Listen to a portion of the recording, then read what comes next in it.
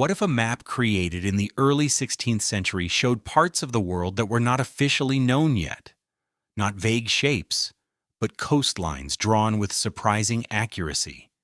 And what if some of those details could not be explained by the knowledge available at the time? In 1929, historians working in the archives of Topkapi Palace in Istanbul uncovered a fragment of an old map.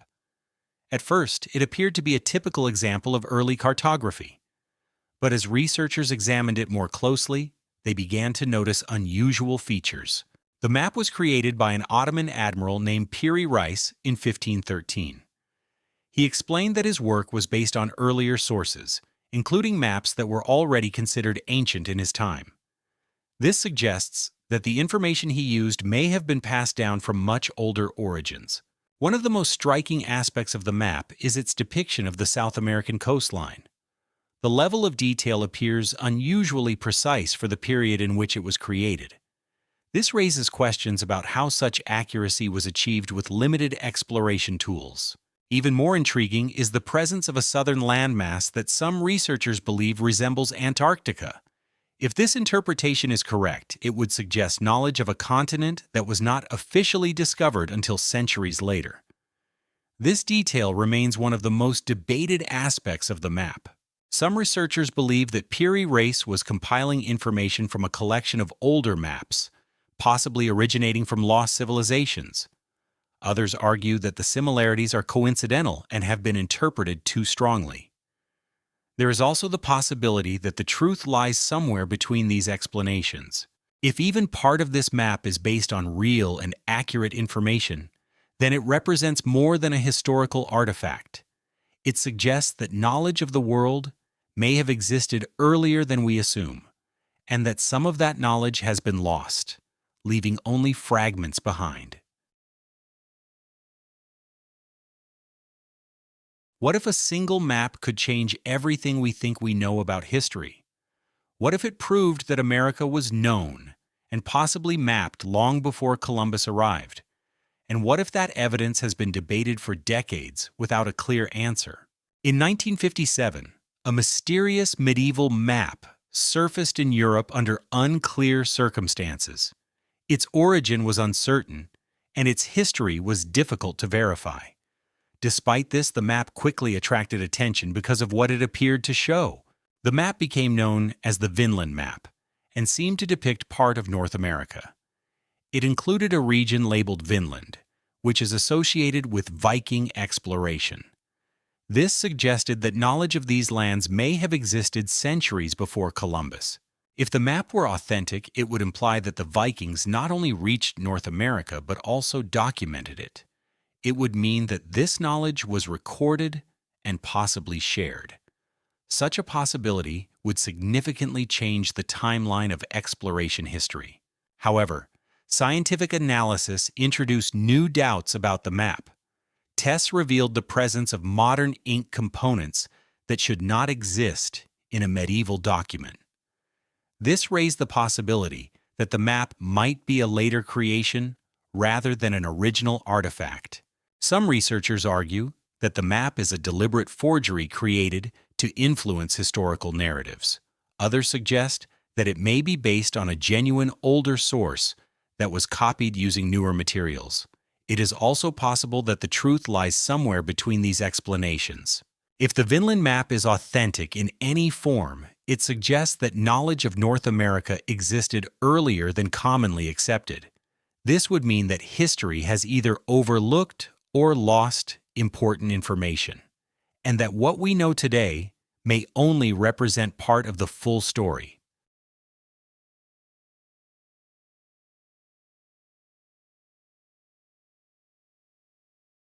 What if Antarctica was mapped long before it was officially discovered? Not as a rough guess, but as a recognizable landmass placed far in the south. And what if this did not happen once, but appeared across multiple maps from different times? In the 16th century, European cartographers began drawing something unusual on their world maps. Far below the known continents, a large southern landmass started to appear. It was not based on direct exploration, yet it was drawn with surprising confidence. One of the most well-known examples comes from Orance Fine, Meist, who created a detailed map in 1531. His depiction of a southern continent was not vague or symbolic. It showed structure, shape, and features that made it appear almost real. When these early maps are compared to modern geography, certain similarities begin to stand out. The general outline of the landmass shares features with Antarctica. Although not exact, the resemblance is strong enough to raise serious questions. Some versions of these maps go even further, showing rivers, mountains, and defined coastlines. These details suggest a landscape not covered in ice. However, Antarctica has been frozen for thousands of years, which makes such depictions difficult to explain. One explanation is that these maps were based on imagination or theoretical ideas about balance in the world. Another possibility is that they were influenced by older sources that are no longer available. There is also the idea that knowledge of this region existed long before modern exploration. If these maps reflect real information, then they suggest that Antarctica was known in some form much earlier than we believe. This would mean that knowledge of the southern continent existed and was later lost, and what remains today may only be fragments of that original understanding.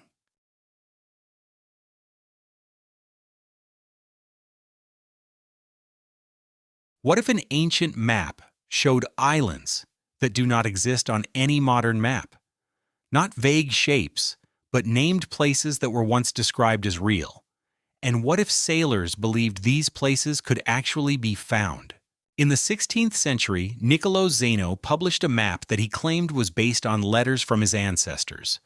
These letters described voyages across the North Atlantic long before such journeys were widely recorded. The map quickly became one of the most debated documents in cartographic history. The Zeno map includes familiar regions, but also introduces several unknown islands. Names like Freyland, Icaria, and Estadaland appear clearly marked. These places do not exist on modern maps, yet they were presented as real locations. For a long time, scholars believed the map was fictional or based on misunderstandings. It was often dismissed as a hoax or an inaccurate interpretation of older sources. However, some details did not fully support that explanation. Certain coastlines on the map appear surprisingly consistent with real geography. In addition, some of the islands shown on the Zeno map also appear on other maps from different periods. This repetition suggests that the information may have come from a shared source. Some believe the map was intentionally created as a deception or exaggeration. Others suggest it may be a distorted copy of earlier maps that contained more accurate information. There is also the possibility that it reflects knowledge of places that were later forgotten or misinterpreted. If even one of these islands once existed, then the Zeno map represents more than an error. It suggests that certain places may have been recorded and later lost to history, and that what we consider fiction may sometimes be a fragment of something real.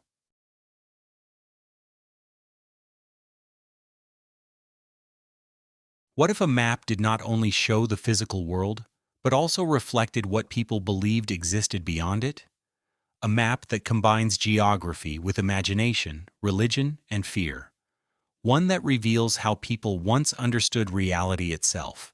In the 13th century, inside a cathedral in England, a massive map was created. It was not designed for navigation or exploration. Instead, it was meant to represent the world as people believed it existed, combining knowledge with meaning. This map became known as the Hereford Mappa Mundi, one of the largest and most detailed medieval maps ever produced. It includes cities, rivers, and regions, but also depicts heaven, hell, and symbolic elements. It reflects both geography and belief at the same time. At first, the map appears to be symbolic, representing ideas rather than real places. However, when examined more closely, the level of detail raises questions about its purpose. It begins to feel less like imagination and more like a coded interpretation of the world. Strange figures appear across the map, including unusual human forms and creatures that seem unfamiliar. These are often dismissed as myths or artistic additions, yet their placement and repetition suggest that they may have held specific meaning or importance. Some believe the map is purely symbolic, reflecting religious ideas and storytelling traditions. Others suggest it may represent distorted accounts of real observations, interpreted through limited understanding. It is also possible that it was intended as a warning about the unknown. If even part of this map is based on real knowledge, then it offers more than a glimpse into medieval belief. It suggests that people may have been recording something they did not fully understand, and over time, that meaning may have been lost.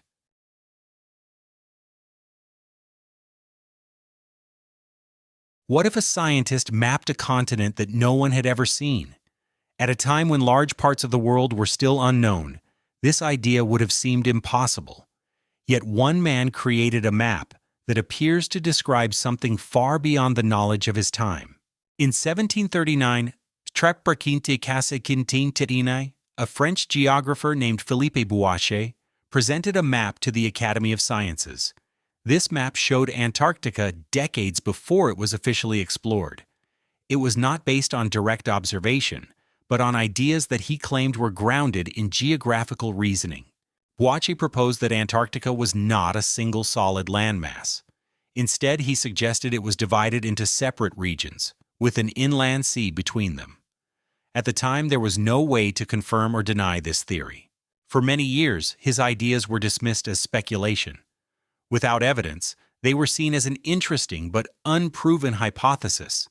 However, as scientific exploration advanced, new data began to challenge those early assumptions. For many years, his ideas were dismissed as speculation.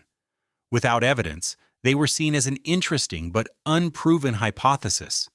However, as scientific exploration advanced, new data began to challenge those early assumptions. One possibility is that Buache used advanced reasoning based on natural geography and patterns. Another idea is that he may have had access to older sources that are no longer available today. It is also possible that his work was influenced by knowledge that has been lost over time. If Buache's map reflects real knowledge rather than guesswork, then it represents more than a theory. It suggests that information about hidden structures of the Earth may have existed earlier than we think, and that some of that knowledge has only recently been rediscovered.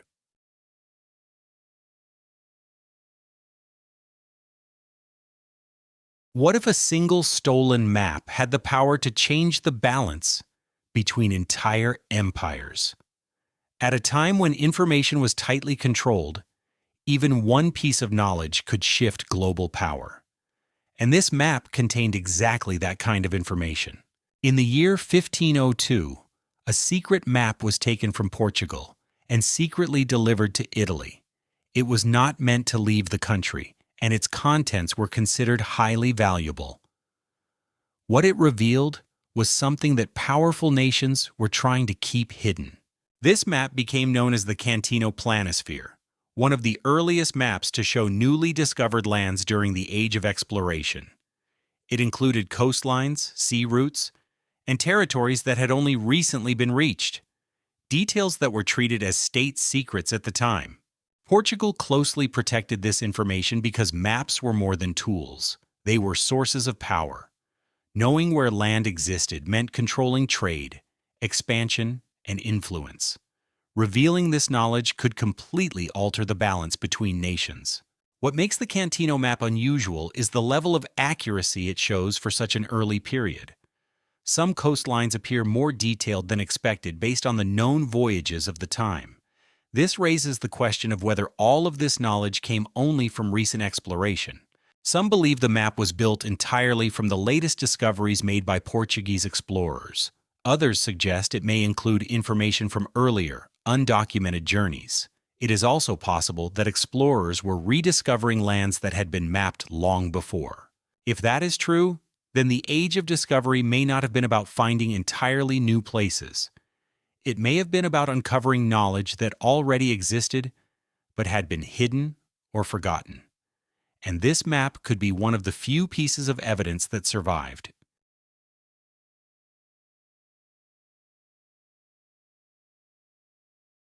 What if early maps showed a massive continent that does not exist today? Not as a rough idea or theory, but drawn with detailed coastlines, rivers, and place names. A land that appears so real, it raises the question of whether someone had actually seen it. In the 16th century, a group of French cartographers began producing detailed world maps that stood apart from others of their time. These maps, now known as the Dieppe Maps, contained information that seemed unusually advanced. They did not only represent the known world, but hinted at something beyond it. Far in the southern hemisphere, these maps consistently showed a large landmass labeled Terra Australis. It was not an empty shape, but a detailed region with coastlines, rivers, and even place names. A place that, according to official history, had not yet been discovered. At first, scholars believed this southern continent was purely theoretical, created to balance the northern lands. However, as researchers studied these maps more closely, that explanation began to feel less convincing. The level of detail suggested something more than imagination. Some sections of these maps show shapes that resemble the coastline of modern Australia, but these maps were created before Australia was officially explored and documented. This raises the possibility that the cartographers had access to information that should not have existed at the time. So where did this knowledge come from? Some believe it may be linked to lost Portuguese voyages that were never fully recorded. Others suggest these maps were based on older sources, copied and passed down until their origins were forgotten. If Terra Australis was more than just a theory, then it represents something real that was known, mapped, and later lost. And if that is true, then history may not be missing a small detail. It may be missing an entire continent.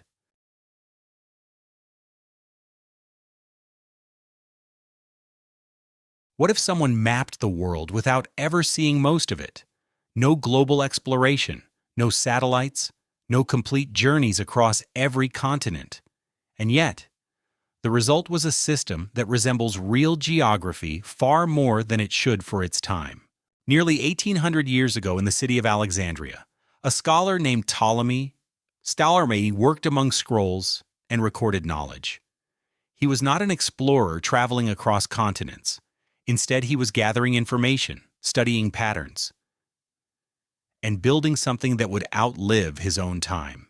Ptolemy collected reports from traders, sailors, and earlier records that may no longer exist today.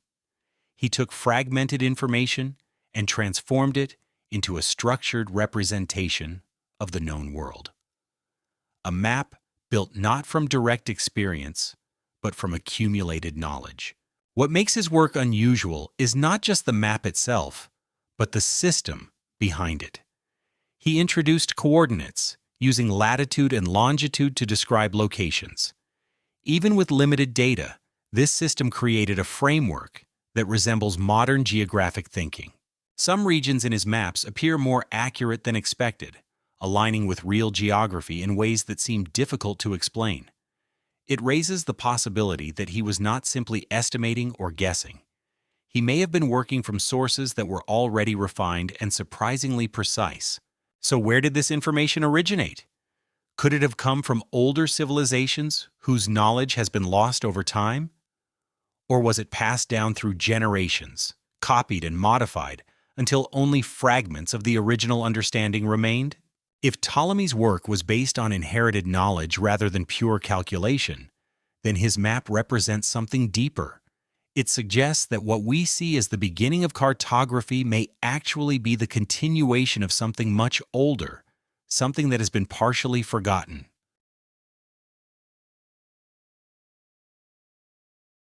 What if some maps were never meant to show Earth at all? What if they were detailed maps of the sky, created with a level of precision that should not have been possible at the time? And what if those maps were not just drawings, but records of something far more complex than simple observation? Across ancient civilizations, from China to the Middle East to Europe, detailed star maps began to appear. These were not simple illustrations of constellations. They were carefully structured charts that recorded the positions of stars with surprising accuracy and consistency across different cultures. These maps showed constellations, star positions, and even gradual movements across the sky.